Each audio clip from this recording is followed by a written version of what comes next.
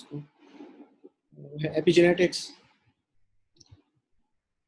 Epigenetics simply means change of phenotype without changing the DNA sequence. phenotype का change हो जाना या disease का cause हो जाना without changing the DNA is called epigenetics. या इसको further यूं इसको define कर सकते हैं कि non-mutational gene inactivation. क्योंकि हम सिंपली म्यूटेशन तो उसे ही बोलते हैं कि जब डीएनए के सीक्वेंस में कोई चेंज आ जाए।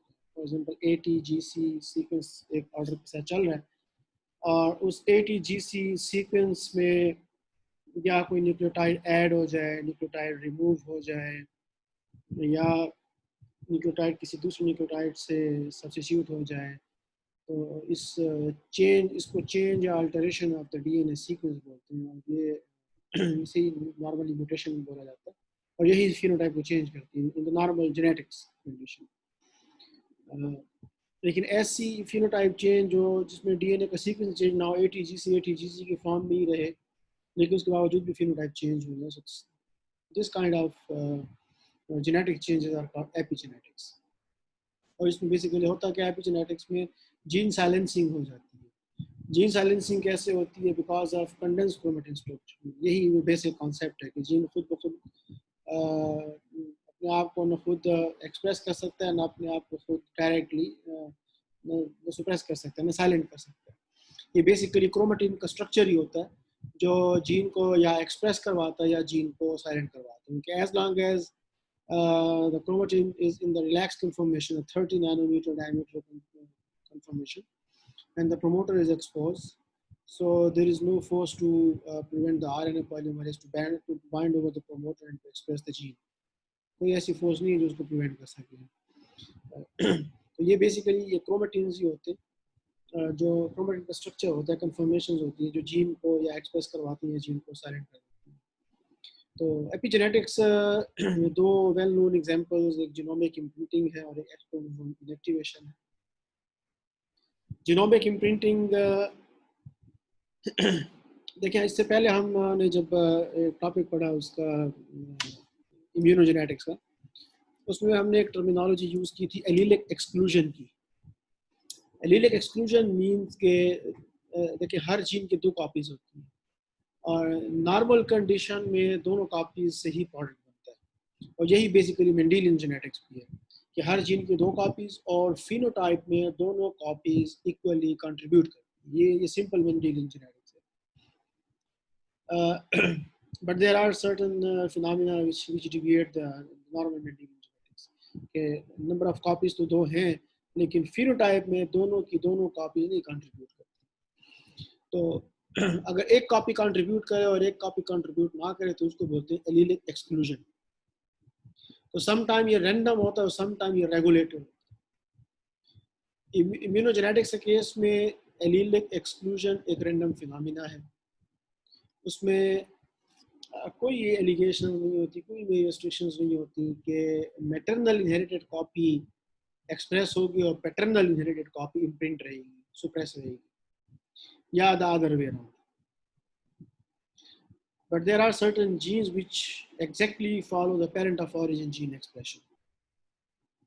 और इस फिनोमेना को जीनोमिक इम्प्रिंटिंग का फिनोमेना बोलते हैं। जब एलीलिक एक्सक्लूजन हो मींस के दो में से कोई सी एक कॉपी एक्सप्रेस हो and that expression totally depend on the parent of origin, कि किस पेरेंट से इनहेरिटेड कॉपी एक्सप्रेस होनी है और किस पेरेंट से इनहेरिटेड कॉपी ने सुप्रेस करना है। So that kind of phenomena of allelic exclusion of gene silencing is known as genomic imprinting, parent of origin gene expression.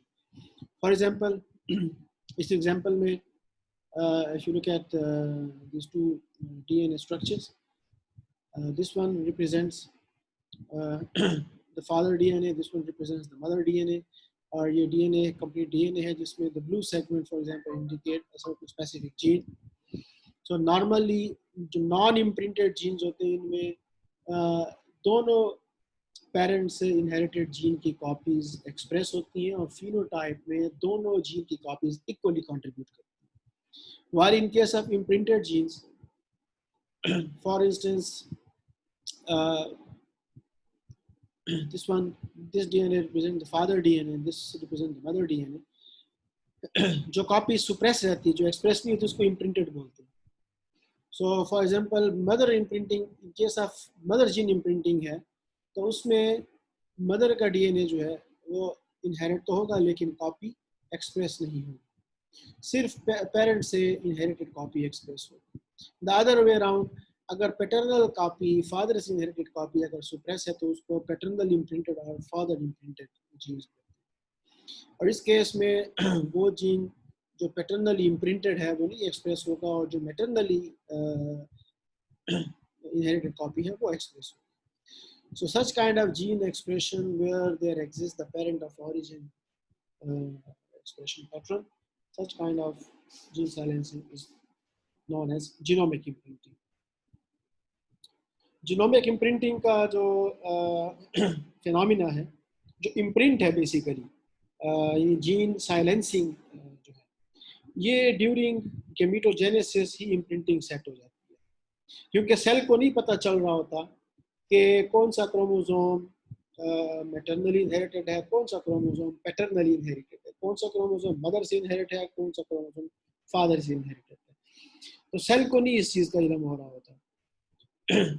तो ये जो इम्प्रिंटिंग का फिनोमिना है ये ड्यूरिंग गैमेटोजेनेसिस ही सेट होता है. ड्यूरिंग गैमेटोजेनेसिस, ड्यूरिंग यानी oogenesis, तो oogenesis में जितने भी मैटरनली इनहेरिटेड जीन्स हैं वो पहले से इम्प्रिंट हो जाते हैं, और ड्यूरिंग स्पर्मेटोजेनेसिस जितने father imprinted paternally imprinted genes हैं वो ड्यूरिंग स्पर्मेटोजेनेसिस इम्प्रिंट हो जाते हैं.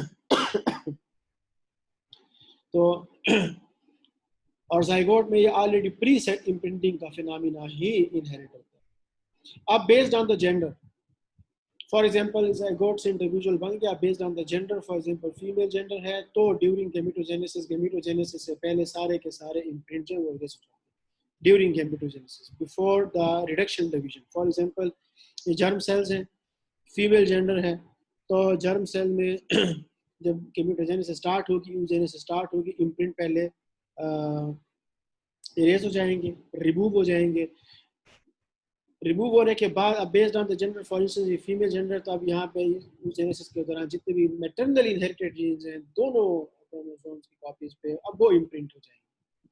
Similarly in case of spermatogenesis, already spermatogenesis के दौरान ही इम्प्रिंटिंग सेट हो जाती है based on the gender. For example male gender है which later will become father, तो before the start of the reduction division during meiosis सबसे पहले इम्प्रिंट इरेज हो जाते हैं. उसके बाद फिर दोबारा based on the gender of male हैं तो पैटर्नली इम्प्रिंटेड जितने भी जीन्स हैं दोनों क्रोमोसोम की कॉपीज पे दोनों इम्प्रिंट हो जाते हैं. So following this pattern, this imprinting phenomena is defined during the gametogenesis. There's in case of female during oogenesis, in case of male during spermatogenesis. Based on the gender, imprinting genes are silenced during the first reduction division of the meiosis. और जितने भी imprinted genes हैं, अब इस imprinting का यानी क्यों allelic exclusion होती हैं और क्यों parent of origin gene expression होता है.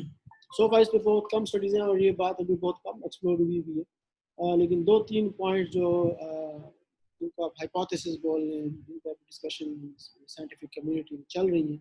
द फर्स्ट थिंग इज के डोजेज कंपनसेशन है, डोजेज कंट्रोल डोजेज है कि चूँकि जो इम्प्रिंटेड जीन्स हैं, इम्प्रिंटेड जीन्स अमूमन अर्ली डेवलपमेंट प्रोसेस के दौरान एक्सप्रेस होते हैं और इनका काम डेवलपमेंट को कंट्रोल करना है. इसीलिए ड्यूरिंग डेवलपमेंट ताकि डेवलप होने वाला जो फीटस है, जो एम्ब्रियो है, वो हेल्थी हो और उसमें ना ओवर ग्रोथ हो और ना अंडर ग्रोथ हो, तो किसी एक पेरेंटल क्रोमोसोम से जीन एक्सप्रेस होते हैं. और ये बात माउस पे ये प्रूव भी की गई है by using the uniparental disomy pattern. यानी जाइगोट डेवलप किया गया, दो किस्म के जाइगोट डेवलप किए गए. The first kind of the zygote was develop and the zygote was inheriting both maternal chromosome, और second zygote में the second zygote was inheriting both the paternal chromosomes. अब maternal chromosome में वो copies maternally imprint होना है वो नहीं express हुई और paternal में वो एक्सप्रेस नहीं हुई, तो एज ए रिजल्ट ये उन्होंने ऑब्जर्व किया कि वो एम्ब्रियो वो ज़ाइगोट जो जिसमें दोनों क्रोमोसोम मैटरनली इनहेरिटेड थे उनकी ग्रोथ रिटार्डेड रहेगी, उनमें ग्रोथ एम्ब्रियो ने ग्रोथ नहीं की, और जो पैटर्नली इनहेरिटेड ज़ाइगोट थे जिसमें पैटर्नली इनहेरिटेड क्रोमोसोम थे उन ज़ाइगोट ने ओवर ग्रो किया, और नॉर्मली ज़ाइगोट में वो ज़ाइगोट जिनमें एक क्रोमोसोमल सेट फादर से और एक क्रोमोसोमल सेट मदर से इनहेरिट होता है, मेल फीमेल से, वो नॉर्मल ग्रो करते हैं। तो नॉर्मल ज़ाइगोट नॉर्मल एम्ब्रियो को जब कंपेयर किया गया with this two experimental embryo, so they notice that कि पैटर्नली इनहेरिटेड यूनिपेरेंटल डायोसोमी से बनने वाला जो एम्ब्रियो था उसने ओवर ग्रोथ किया, और जो मैटरनली यूनिपेरेंटल डायोसोमी के थ्रू जनरेट होने वाला जो एम्ब्रियो था उसने रिड्यूस ग्रोथ शो की, रिटार्डेड ग्रोथ शो की। तो इस चीज़ से ये कंक्लूड किया गया कि जो इम्प्रिंटिंग जीन्स हैं ये imprinting genes basically control gene expression के लिए का एक फिनोमिना है, जो एक नेचुरल फिनोमिना और जीन की डोजेज को कंट्रोल करने के लिए है, और इसलिए कंट्रोल करने के लिए क्योंकि ये जितने भी जीन्स हैं इम्प्रिंटिंग के सारे ड्यूरिंग अर्ली डेवलपमेंट एक्सप्रेस होते हैं। अब एक्चुअल मैकेनिज्म है बिहाइंड द सीन के इम्प्रिंटिंग में होता क्या है। बेसिकली इम्प्रिंटिंग में जिस तरह स्टार्ट में मैंने कहा कि जीन का एक्सप्रेशन है या जीन का सुप्रेशन है, इनएक्टिवेशन है, ये दोनों बेसिकली क्रोमेटिन स्ट्रक्चर पे, क्रोमेटिन कन्फर्मेशन पे डिपेंड करते हैं। क्रोमेटिन रिलैक्स कन्फर्मेशन में होगा तो जीन एक्सप्रेस होगा, क्रोमेटिन कंडेंस कन्फर्मेशन में होगा तो जीन सुप्रेस हो जाएगा। तो जीनोमिक इम्प्रिंटिंग में भी जब इम्प्रिंट बनते हैं ड्यूरिंग गैमेटोजेनेसिस, तो ये बेसिकली क्रोमेटिन के स्ट्रक्चर को, उस रीजन के क्रोमेटिन स्ट्रक्चर को, जिस रीजन के अंदर इम्प्रिंटेड जीन्स होते हैं उस रीजन के क्रोमेटिन स्ट्रक्चर को ये हेटेरोक्रोमेटिन के अंदर टाइट कॉइलिंग में, कॉम्पैक्ट कॉइलिंग के अंदर कन्वर्ट कर देते हैं। मैकेनिज्म सेम वही है जो हम बारहा ऑन एंड ऑफ पढ़ भी चुके हैं, शायद आप लोग जीन एक्सप्रेशन सब्जेक्ट में पढ़ भी रहे हो कि एक बड़ा क्लियर कट फिनोमिना है हिस्टोन एसिटाइलेशन और डीएसिटाइलेशन के। हिस्टोन प्रोटीन्स जो कि मेन डीएनए रैपिंग प्रोटीन्स हैं, पैकेजिंग प्रोटीन्स होती हैं जो डीएनए को पैक करने के लिए यूज होती है। Histone protein by nature is positively charge, DNA is negatively charge, and we know that कि पॉजिटिव नेगेटिव की इंटरेक्शन से डीएनए हिस्टोन प्रोटीन्स के ऊपर रैप अप होके डीएनए को हिस्टोन प्रोटीन्स पैक करती हैं। तो नॉर्मल कंडीशन में हिस्टोन जब डीएसिटाइलेटेड हो, नॉर्मल कंडीशन में हो, तो हिस्टोन तो जो क्रोमेटिन का स्ट्रक्चर होता है वो कॉम्पैक्ट फॉर्म में। फर्दर इंटरेक्शन को वीक करने के लिए, इंटरेक्शन तब वीक होगी जब डीएनए जो ऑलरेडी नेगेटिव चार्ज है, हिस्टोन भी अगर नेगेटिव चार्ज गेन करना शुरू करे तो इंटरेक्शन वीक होती जाएगी। इंटरेक्शन वीक होती जाएगी तो ऑब्वियसली जो न्यूक्लियोसोम है इसके दरमियान डिस्टेंस बढ़ता जाएगा। सो डिस्टेंस बढ़ता जाएगा तो क्रोमेटिन का स्ट्रक्चर ओपन अप होता जाएगा, ओपन अप होता जाएगा तो obviously it will lead to the expression of the gene, क्योंकि प्रोमोटर एक्सपोज हो जाएगा। तो the first and the very basic phenomena is histone acetylation, और हिस्टोन एसिटाइलेशन से इंटरेक्शन वीक हो जाती है। इंटरेक्शन वीक होने से क्रोमेटिन का स्ट्रक्चर ओपन अप होता है।